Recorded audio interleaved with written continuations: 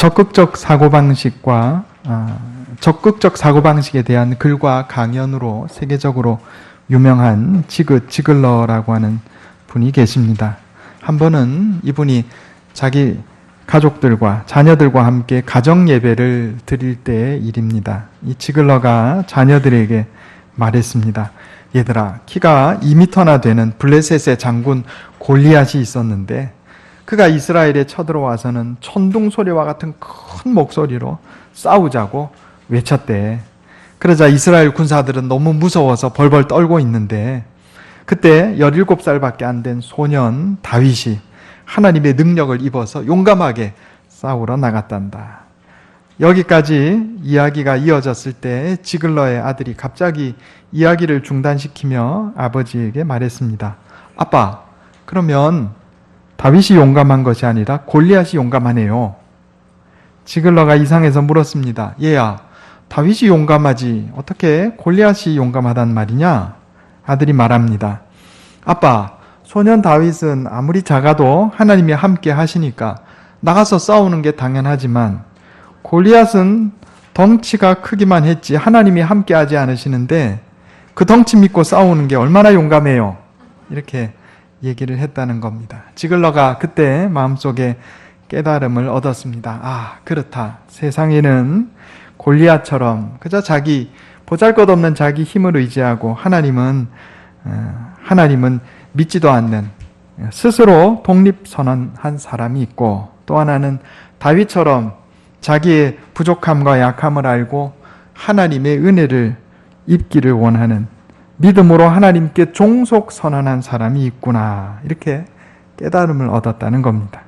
그렇습니다. 세상에는 자신의 약함을 알고 하나님께 의지하고 하나님의 도우심을 구하는 하나님께 종속 선언한 사람이 있고 다윗처럼 골리앗처럼 그저 보잘것없는 자신의 능력과 힘과 지혜를 의지하는 그런 영적으로 독립선언한 어리석은 사람이 있다 하는 겁니다. 저와 여러분은 어디에 속해 있습니까? 자기 자신을 한번 살펴보시기 바랍니다. 오늘 우리에게 주시는 하나님의 말씀은 마치 바람 앞에 촛불처럼 흔들리던 시대, 이스라엘의 어렵고 괴롭던 시기에 관한 이야기입니다. 사사시대의 마지막을 통과하고 있던 이스라엘 역사에 새롭게 등장한 대적이 있었는데 그게 누구냐 하면 블레셋입니다. 이 블레셋 족속은 원래 지중해 크레타 섬이라는 게 있습니다. 성경에는 그레데 이렇게 나오는데 이 크레타 섬에 살던 사람들인데 배를 타고 이스라엘이 살던 가나안 서부 해안 지역으로 이주를 해왔어요. 그런데 이 사람들의 특징이 뭐냐면 철기 문명을 가지고 있었습니다. 당시 이스라엘은 청동기 문명 시대예요. 여러분, 청동으로 만든 칼하고 쇠로 만든 칼하고 이렇게 한번 딱 부딪히면 어떤 칼이 부러질까요?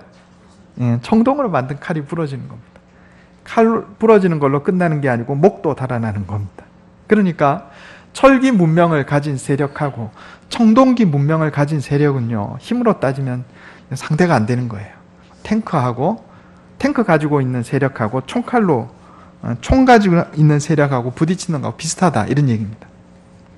그리고 이스라엘 백성들이 전부 다 청동으로 만든 칼 가지고 있었냐면 그렇지 않아요. 성경 잘 보면 왕이나 장수들이나 칼 가지고 있었지 나머지는 전쟁 나면 모여라 그러면 뭐죠? 농사 짓던 기구 그거 가지고 와서 전쟁하던 그런 시절 이야기입니다. 자, 배를 타고 바다를 건너와서 이스라엘 서부 해안에 정착한 블레셋 사람들, 바로 이들 때문에 이스라엘은 큰 고난을 겪고 있었습니다. 바로 그러할 때 등장한 사람이 바로 사무엘 선지자입니다. 사무엘은 제사장이기도 했고 선지자이기도 했고 사사이기도 했고, 사사는 재판관을 얘기하는 겁니다. 오늘 설교 제목이 지난주에 이어서 그리스도인의 인생 승리 방정식 두 번째입니다. 오늘 본문 말씀을 통해서 사무엘과 이스라엘 백성들이 이 고난의 시대를 어떻게 극복해내었는가, 믿음으로 어떻게 이겨내었는가, 그걸 한번 살펴보려고 합니다. 첫 번째로 이들은 미스바로 모였습니다. 따라해 보겠습니다. 미스바로 모입시다. 사무엘상 7장 5절에 사무엘이 이르되 온 이스라엘은 미스바로 모이라. 내가 너희를 위하여 여호와께 기도하리라 하매 그랬습니다. 원래 미스바라고 하는 말의 뜻은 망대라는 뜻입니다. 망대. 높은 고지대를 우리가 망대라 그러죠. 고대 전쟁에서 높은 지역을 점령하는 것은 굉장히 전략적으로 중요한 선택입니다. 왜냐하면 여러분 높은 데서 창을 던지고 활을 쏘고 또 위에서 칼로 싸우는 거하고 밑에서 위를 올라가면서 이렇게 싸우는 것은 이건 굉장한 전력차가 나게 돼 있어요. 그래서 높은 지대를 먼저 점령하는 것은 굉장히 중요하다 하는 겁니다. 그런데 사무엘이 이스라엘 백성들을 미스바로 모이라 한 것은 이 전력상 중요한 고지를 점령하는 것뿐만이 아니고 사실은 더 중요한 목적을 가지고 있었습니다. 뭐예요? 내가 너희를 위하여 여호와께 기도하리라. 자, 기도하기 위한 거예요. 하나님의 은혜를 얻기 위해서 기도하자고 모인 것이다 하는 겁니다. 이스라엘 백성들은 어렵고 힘든 시기, 위기가 닥쳤을 때 천지사방으로 뿔뿔이 흩어져 나가지 않았습니다. 우왕좌왕하지 않았어요. 어디로 모였어요? 미스바로. 이 미스바는 예수 그리스도를 의미합니다. 오늘날. 그리고 예수 그리스도의 몸인 교회를 의미하는 거예요. 우리가 어렵고 힘들 때, 인생에 고난이 닥쳤을 때 어디로 와야 되겠어요? 술집에 가야 되겠어요? 점집에 가야 되겠어요? 아니요. 미스바로, 우리의 미스바, 예수 그리스도께로, 그리고 예수 그리스도의 몸인 교회로 나와야 한다, 이런 얘기입니다. 하나님께서 전에 여호수아에게도 좌로나 우로나 치우치지 말고 하나님의 말씀에 순종하라, 이런 말씀하셨잖아요. 좌로나 우로나 치우친다는 것은 우왕좌왕한다, 이런 뜻입니다. 어려움이 닥쳤을 때 뿔뿔이 흩어지지 아니하고 우왕좌왕하지 말고 주님의 몸된 교회를 찾아 나오는 것, 이것이 승리하는 인생의 비결이다, 이런 이야기입니다. 성경 한번 찾아보겠습니다. 히브리서 10장 25절입니다.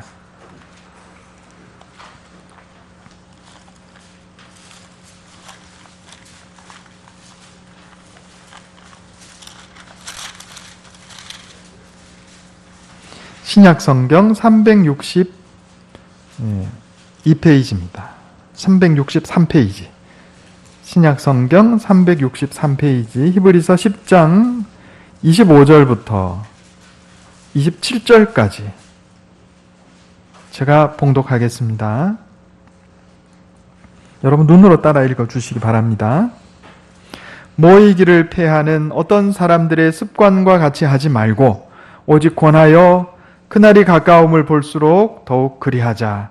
우리가 진리를 아는 지식을 받은 후 짐짓 죄를 범한 즉 다시 속죄하는 제사가 없고 오직 무서운 마음으로 심판을 기다리는 것과 대적하는 자를 태울 맹렬한 불만 있으리라. 아멘. 히브리서가 기록될 당시 교회가 굉장한 어려움을 당하고 있었습니다. 그러니까 어려움 당할 때 교회 안 나오는 사람들이 있었어요. 그래서 히브리서 기자는 하나님의 말씀을 선포합니다. 모이기를 패하는, 예배드리지 않는 그 어떤 사람들의 습관과 같이 하지 말고 오히려 그날이 가까움을 볼수록, 마지막 날이 가까움을 볼수록 더욱 그리하자.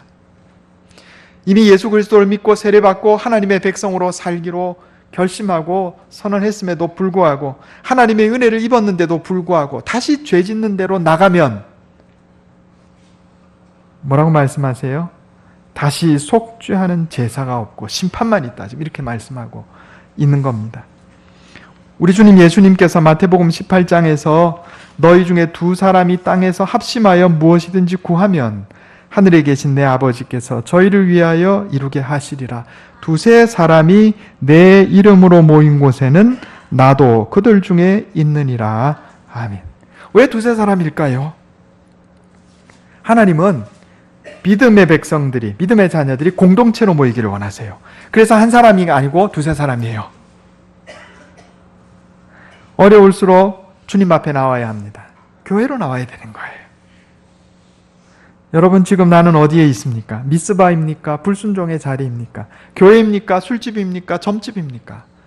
어려움 당할 때 어디로 나와야 되겠어요? 주님 앞에 나와야 돼요. 미스바로 나와야 돼요. 그리스도의 몸인 교회로 나와야 돼요. 그때 하나님의 도우심이 임하는 것입니다. 두 번째로 회개하는 것입니다. 따라해 보겠습니다. 회개합시다. 오늘 본문 말씀 사무엘상 7장 6절에 그들이 미스바에 모여 물을 길어 여호와 앞에 붓고 그날 종일 금식하고 거기에서 이르되 우리가 여호와께 범죄하였나이다 하니라. 아멘. 어려움이 닥쳤을 때 믿음으로 이 시련을 극복하는 사람은 이 어려움 앞에 보통 두 가지 반응을 보입니다. 첫째는 감사하는 것이고 또 하나는 회개하는 것입니다. 반대로 어려움이 닥쳤을 때 그 어려움, 시련의 고난에 지고 망하는 사람의 특징이 뭐냐면 어려움이 닥쳤을 때 다른 사람을 원망하고 그리고 어려움이 닥쳤을 때 자기 죄를 변명하는 사람입니다. 이건 망하는 사람이에요. 제가 지난 시간에 그리스도인의 인생 승리 방정식 첫 번째 시간 때 세 가지 말씀드렸죠? 뭐죠? 항상 기뻐하라. 쉬지 말고 기도하라. 범사에 감사하라. 자, 그 감사 나왔어요. 그죠? 오늘 여기 감사와 함께 뭐가 나오냐면 회개가 나옵니다. 회개. 어려움이 닥쳤을 때 믿음으로 승리하는 사람은요, 하나님께 감사할 뿐 아니라 자기의 과거를 돌아보며 내가 회개할 것이 있는지 살펴봐요. 망하는 사람은 원망하고 불평하고 거기에 더해서 나는 깃털인데 이러고 자기 죄를 변명합니다. 이 망하는 사람의 특징이에요. 요한일서 1장 9절에 만일 우리가 우리 죄를 자백하면 저는 미쁘시고 의로우사 우리 죄를 사하시며 모든 불의에서 우리를 깨끗게 하실 것이요 그랬습니다. 하나님은 자비로우신 분이셔서 우리 죄를 하나님께 고백하고 회개하면 돌이키면 용서해 주시고 우리에게 구원의 은혜를 베풀어 주시는 겁니다. 여기 이스라엘 백성들이 회개했어요. 자, 여기 보면 사무엘상 7장 3절에 너희가 전심으로 여호와께 돌아오려거든 이방 신들과 아스다롯을 너희 중에서 제거하고 너희 마음을 여호와께로 향하여 그만을 섬기라. 여기 이미 이스라엘 백성들이 우상 숭배하고 있었어요. 이 당시 상황에. 그런데 이스라엘 백성들이 미스바로 나와서 하나님 앞에 회개했을 때 그리고 그들의 잘못을 돌이켰을 때 하나님께서 용서해 주셨나요? 용서 안 해 주셨나요?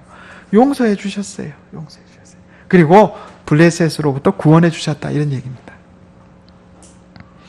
1971년에 템플턴 상이라고 하는 게 제정이 됐습니다. 이것은 영국계 미국인 실업가인 J.M. 템플턴이라는 사람이 노벨상에 종교 부분이 없는 것을 마음 아프게 생각을 해서 자신의 재산을 기증해서 종교의 노벨상이라고 불리는 템플턴 상을 만들었어요. 그래서 1972년에 테레사 수녀를 첫 수상자로 해서 운동가 솔제니친 또 빌리 그레함 목사님 같은 분들이 템플턴 상을 받았습니다. 그런데 우리나라 1994년에 21번째 수상자로 우리나라 한경직 목사님이 이 상을 받았어요.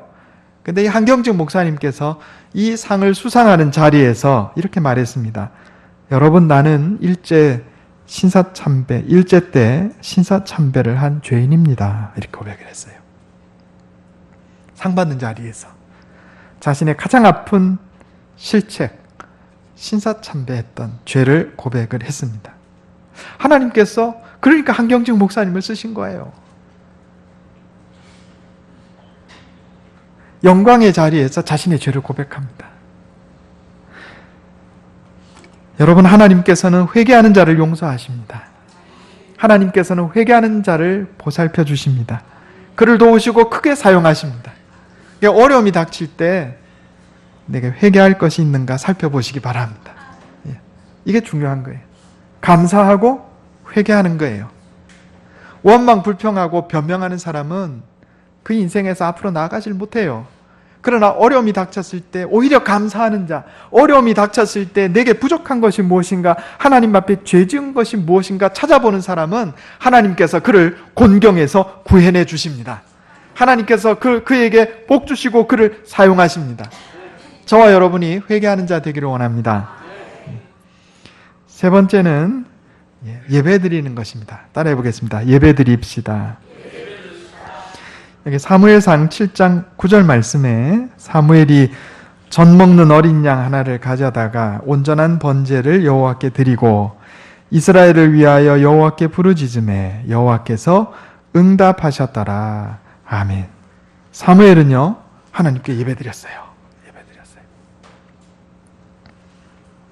교회에서 이 투표를 해서 장로님이 선출되면 바로 장로님이 되는 게 아닙니다. 노회에 가서 노회고시, 장로고시를 봐서 합격을 해야 되고 면접을 해서 통과가 돼야 되는 거예요. 그래서 노회에서 허락이 떨어지면 그제야 이제 지교회에서 임직식을 합니다. 그래서 임직식이 끝나야 장로님인 거예요. 저도 이제 노회 규칙부에 몇 년간 이제 일을 했습니다. 그래서 장로고시 시험 문제도 출제를 하고, 장로님들 들어오셔서 뭐 면접 볼 때는 연세 드신 목사님들 면접하시고 저는 옆에서 서류 갖다 드리고 이제 그렇게 했습니다. 제가 어떤 글에서 읽은 이야기입니다. 어느 목사님이 장로님들을 세우기 위한 노회고시에서 면접을 하였습니다. 보통 장로님이 되시면 어떻게 교회를 섬기시겠습니까? 이렇게 질문을 하면 대부분 몸 바쳐 충성하겠습니다. 최선을 다해서 물질로 봉사하겠습니다. 이런 대답들을 하신다는 거예요. 그런데 목사님께서 면접할 때마다 장로님들에게 하시는 말씀이 있다 그럽니다. 다른 거 필요 없고요. 물론 그것도 중요하긴 하지만 가장 중요한 것은 예배 잘 드리셔서 예배 시간에 하나님께서 주시는 은혜를 받으십시오. 예배 시간에 하나님께서 주시는 은혜를 받는 분이 훌륭한 장로님이 되실 수 있습니다. 이렇게 항상 말씀하신다 그래요. 맞는 말입니다. 여러분, 우리가 하나님 앞에 나와 예배드리고 하나님께서 우리에게 공급해 주시는 은혜와 힘을 받지 못하면 마르다의 불평이 나오는 거예요. 마르다의 불평. 마르다가 무슨 불평했어요? 마리아와 마르다가 있는데 마리아가 예수님 앞에 무릎 꿇고 예수님 말씀 들을 때 마르다 혼자 음식 준비하느라 바빴어요. 그러니까 막 화가 여기까지 난 겁니다. 아니 예수님 쟤한테 가서 일 좀 하라고 그러세요. 나는 이렇게 고생하는데 지는 예수님 앞에서 말씀만 듣고. 이게 마르다의 불평이에요. 왜 그랬을까? 여러 가지 것이 중요하지만 우리가 하나님 앞에 나와서 예배드리고 하나님께서 주시는 은혜를 입으면 마르다의 불평이 사라지는 거예요. 그래서 예배드리는 것이 중요하다 이런 겁니다. 예배 시간에 하나님께서 주시는 은혜를 받는 것이 중요합니다. 나머지는요 부수적인 거예요. 예배드리는 시간에 하나님께서 도와주십니다.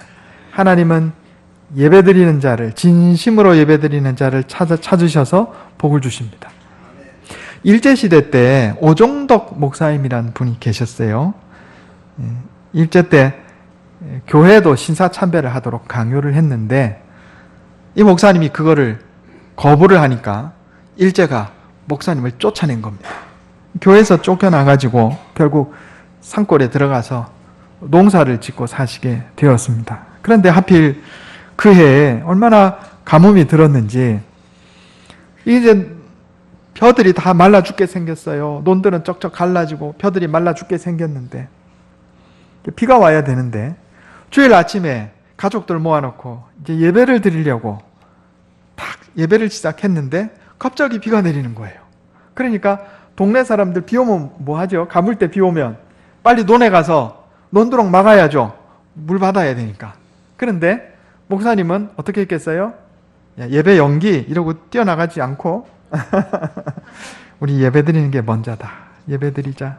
그래가지고 예배 드리고 나니까 비가 그쳤어요. 다른 사람들 논에 물 다 받았는데 목사님 논에만 물이 없어요. 그래서 벼들이 이제 다 말라 죽고 말았습니다. 할 수 없어 목사님 논을 갈아엎고 그 논에다 메밀을 심었습니다. 메밀은 아마 가뭄에 좀 강한 모양이에요. 자, 그런데 가뭄이 끝날 줄 알았는데 그렇지 않고 계속 비가 안 와서 다른 논에 벼들도 다 다시 말라 죽어버리고 가을이 됐어요. 목사님 논에는 메밀이 자라고 다른 집들 논에는 시기를 놓쳐서 메밀도 못 심고 목사님 창고에 곡식이 있게 하셨다 이런 얘기입니다. 여러분 오종덕 목사님이 하나님 앞에서 예배를 성공하자 하나님께서 가뭄 가운데서도 이 목사님 가정의 창고에 곡식이 있게 하셨습니다. 이건 예화입니다. 있었던 일입니다. 그러나 동일한 일이 우리 인생에도 똑같이 벌어진다는 사실을 여러분 믿으시기 바랍니다. 먼저 예배 성공하십시오. 하나님께 드리는 예배 성공하면 하나님께서 우리 인생도 성공하게 해주십니다. 우리가 예배 시간에 하나님으로부터 은혜를 입으면 우리 인생에 하나님께서 주시는 복을 받습니다. 오늘 사무엘상 7장 13절 한번 같이 읽어보겠습니다. 사무엘상 7장 13절 같이 읽겠습니다. 시작. 이에 블레셋 사람들이 굴복하여 다시는 이스라엘 지역 안에 들어오지 못하였으며 여호와의 손이 사무엘이 사는 날 동안에 블레셋 사람을 막으시매. 아멘. 여기 여호와의 손, 하나님의 손은요, 하나님의 도우심을 의미하고 하나님의 능력을 의미합니다. 그런데 하나님의 도우심, 하나님의 능력의 손이 누가 사는 날 동안에? 사무엘이 사는 날 동안에 누굴 막았어요? 이스라엘의 대적인 블레셋을 막았다, 이렇게 말씀하세요. 자, 이걸 뒤집어서 얘기하면 사무엘이 죽고 나자 막으셨다, 안 막으셨다? 안 막으셨다, 이런 얘기입니다. 왜일까요?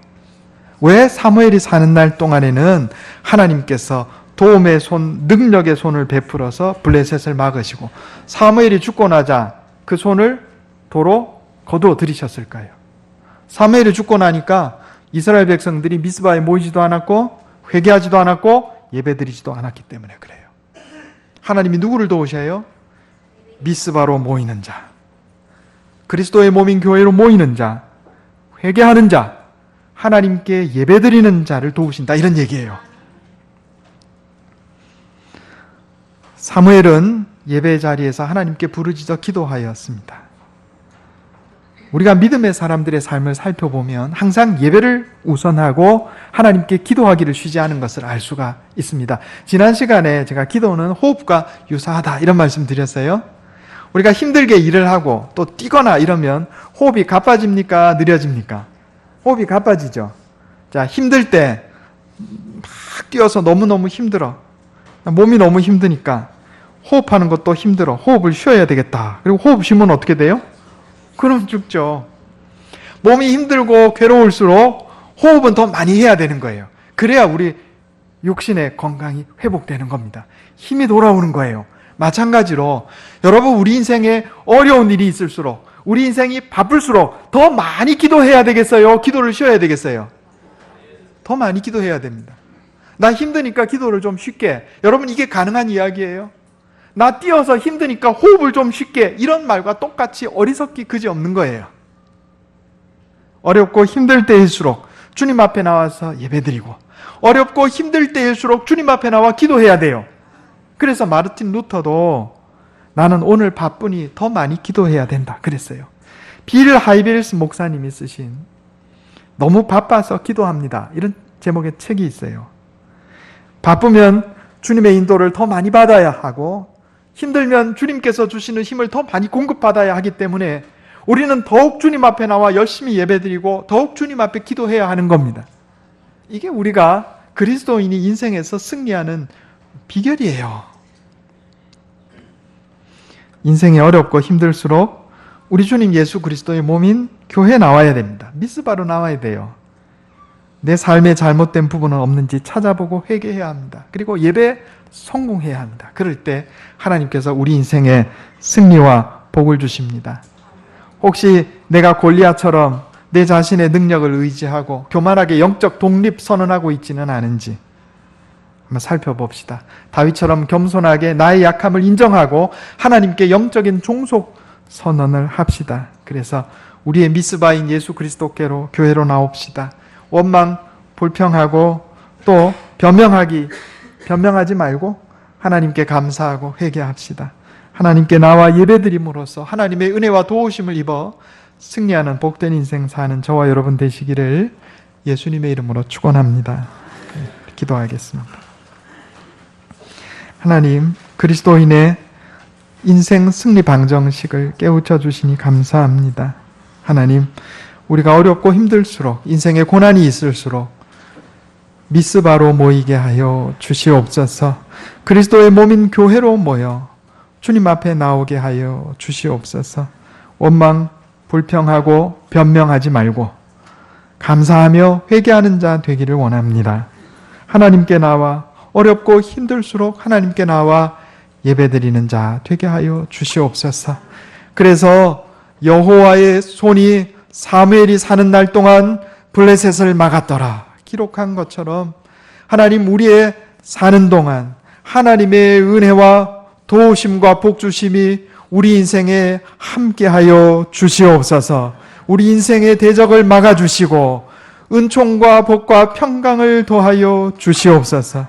이것이 내 힘과 능력으로 되지 않음을 고백합니다. 날마다 말씀으로 나를 깨우쳐 주시고 성령으로 인도하여 주시옵소서. 우리 주 예수님의 이름으로 간절히 기도하옵나이다. 아멘.